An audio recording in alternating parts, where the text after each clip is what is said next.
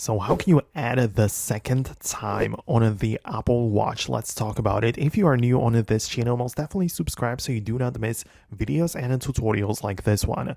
Okay, so the Apple Watch usually displays like time that is your like local time, but if you want to add another time option, usually for the world clock, you can do it by utilizing the complications, right? Which are these like small widgets on your watch, right? So if you don't see them, you need to switch to a different watch face, but plenty of different watch faces have like the complications to be able to be set, right?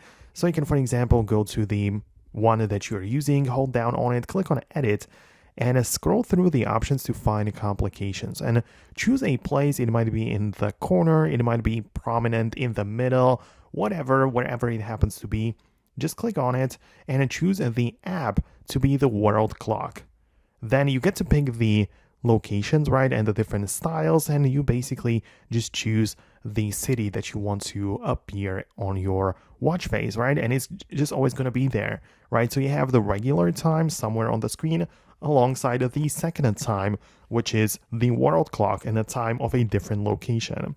If you do not see your location or you want to add a new one, you need to open up your watch and go to the world clock application. By tapping on the list icon in the top left corner, you can see all of your current cities, but to add one, scroll to the bottom and tap on the plus button, which lets you search up any city in the world that can be added to your watch face, right? So that's how it works. Let me know in the comments below if you managed to make it work on your device. Most definitely subscribe so you do not miss videos and tutorials like this one, and I'll see you later.